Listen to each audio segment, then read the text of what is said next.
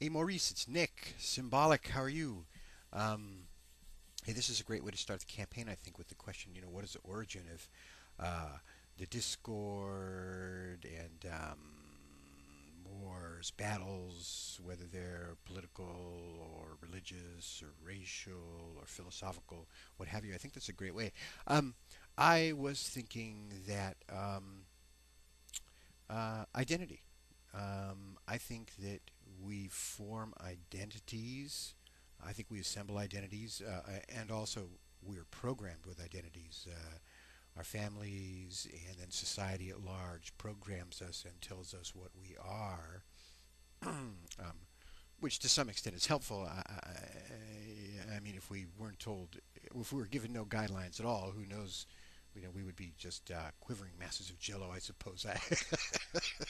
I, I think we work pretty hard really to form all through our youth and our adolescence, to form a solid identity so that we can relate to the world and stand on sure footing. So it's something we work pretty hard to maintain, but I think we over solidify it, and as a result, we start to separate ourselves. We identify with an image of ourselves, and then we identify with various groups.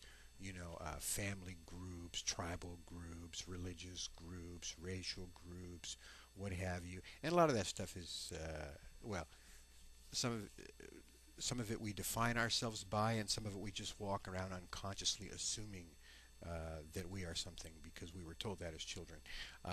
In any event, I think if we make those, if we leave all that unexamined, if we don't examine the elements of what makes up our identities, our personal identities, and our social identities, if we don't examine those, then there are some artificial things in there.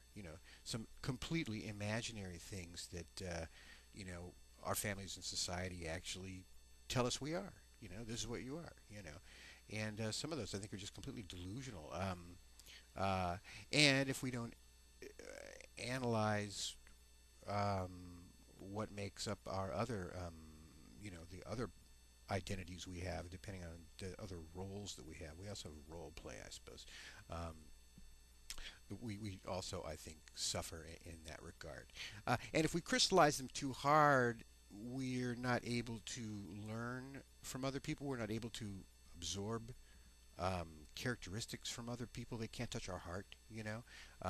I like to think that our whatever the boundaries of our identities are, it's nice for that to be rather porous, so that kind of like osmosis, water and air traveling through membranes, so that we're actually learning from people. We walk away from everybody a little bit changed, with a little bit of that person inside us, and that somehow helps transmute our identity. I think that's the healthy way to be. And that it's another reason to laud diversity, and all the variance in mankind, because that enriches our life and it enriches our internal life if we allow it to permeate us and to transform us. But instead, we cling on, I think, to our identities, and we cause separations, and we say, well, I am this, or we are this, and you are not this. Therefore, we reject you, and then conflict begins. People become intolerant. I think a lot of it is just intolerance. And I think that the root of that is over crystallized identities. Um, uh, it's funny. I don't want to make this a real long video, but I'll tend to talk all the time.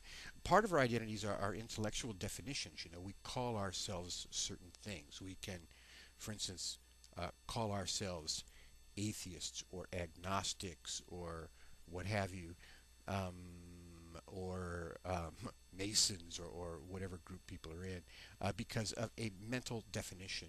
We could say, oh yes, well, this is true and this is true and this is true. I fit this definition, therefore I'm going to call myself that.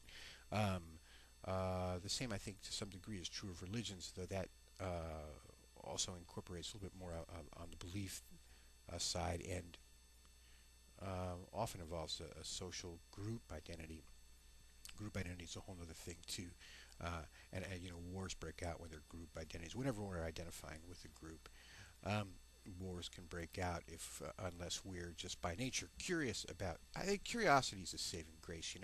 not that it's a grace, whatever it is, but it's a saving thing, because it leaves us open to people, you know. People go into fear if they feel their identity feels threatened, and so people fear each other, and what they fear they want to destroy, you know. I'm wandering all over the place. I'm sorry, Maurice, but I'm trying to weave in the ideas as they kind of come to me, which is so I apologize for not for not planning this video out in advance and dragging people all over the place.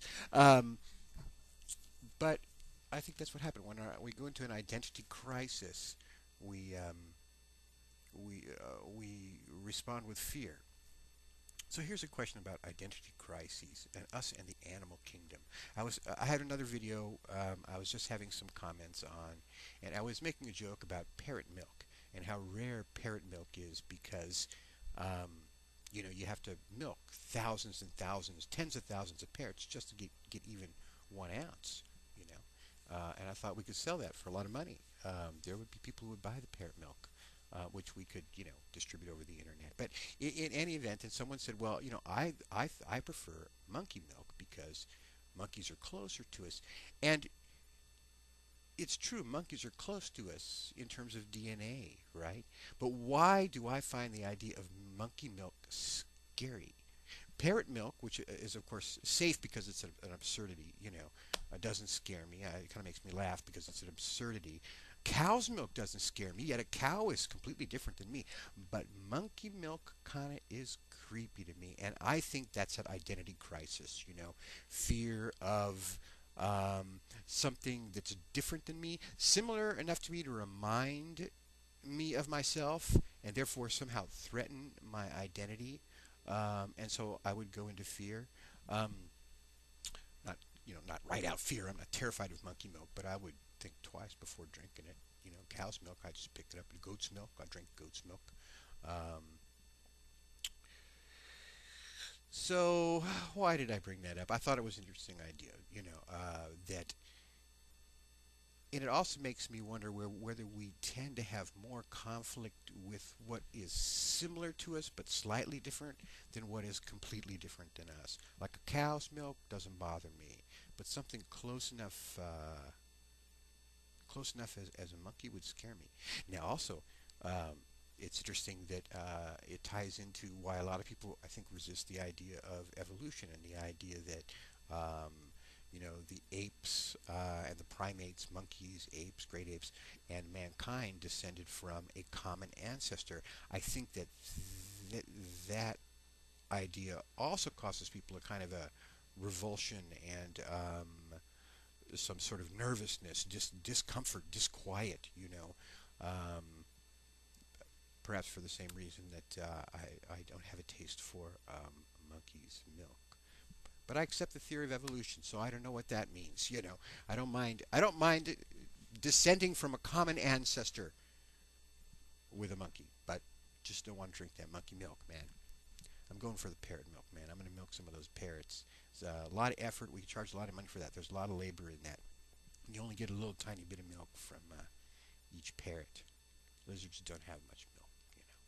All right, buddy. I'm signing off. That's my strange and absurd and bizarre tale for the night. Take care, buddy. Talk to you later. Bye-bye.